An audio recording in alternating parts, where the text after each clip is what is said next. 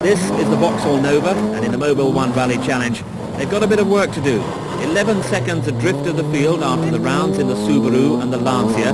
This is the first of the cars in which Louise might expect to claw back some of the time. She's down through the first part of the Wycombe stage, which drops down that hillside briefly onto an awkward tarmac section, and now she's starting to climb up the valley side to the hairpin at the highest part of the stage.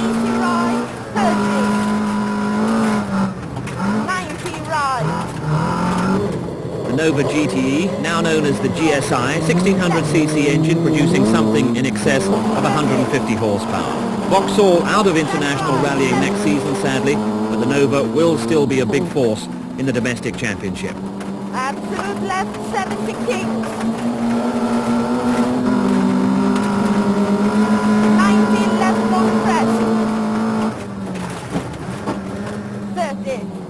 Through what will be the second of the timing points via which we'll gauge the pace of the later runners. And now it's downhill all the way, just under a mile to the finish. It's steeper than the last stage, Gale Rig, but with a couple of tight kinks that really have to be got just right. Absolute right. 50. Press to level. Coming up, perhaps the most difficult downhill part of the stage to judge. The drivers will be trying as hard as possible here. The finish coming up now.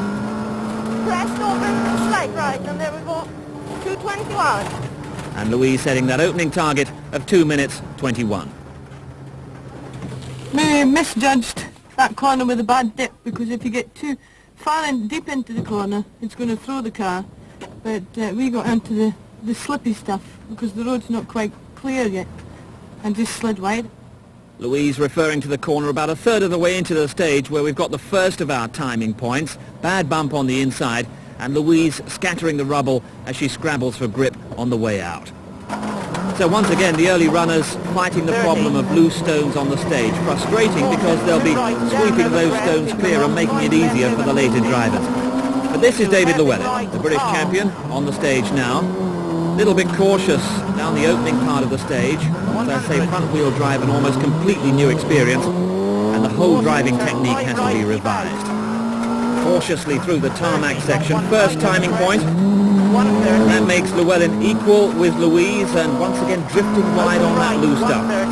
Now Llewellyn starting the climb up the valley, and this is where he'll be conscious that he hasn't got the power of the Subaru or the Lancia or his familiar Toyota. That'll be the car for the next round as we head to the first tarmac stage in the Isle of Man. Early, long 5 left. And long 1 I don't think he'll be too happy with the way he handled that series of corners that brings him out onto the valley side. Llewellyn started first in the Subaru, started second in the Lancia, hasn't had the best of the conditions, and as a result he was 8 seconds behind the competition leader Pentti Ricola after the first 2 stages, and needs to start pulling out some good times. Second checkpoint, and he's now got a 1 second lead over Louise. Brian Thomas, his co-driver. Let's see if they can take their carriage in both hands down the hill. 2:21 is the time to beat so far. 1 right and 2 left, narrows late, open right 70, crest into 5 left down. Caution early, 2 right, narrows, jump, open left, and 4 left open. 30, fighting the wheel hard down the closing section, and he finishes with a time of 2:19, 2 seconds better than Louise. Just a lot of lost a little bit on that uphill. Yeah, I've got junction. I got 19 on the watch. Have you? Felt good. And 2:19 confirmed as the time. Here's the point that Llewellyn felt a second or so went, just losing momentum, scrabbling a little, and momentum and rhythm all important as the stage has that long climb just after this point. Advice is always readily given in this competition. Llewellyn is disappointed, but Fiorio is next. And Alex Fiorio on his first trip to the Yorkshire forests, and he knows a bit about front-wheel drive.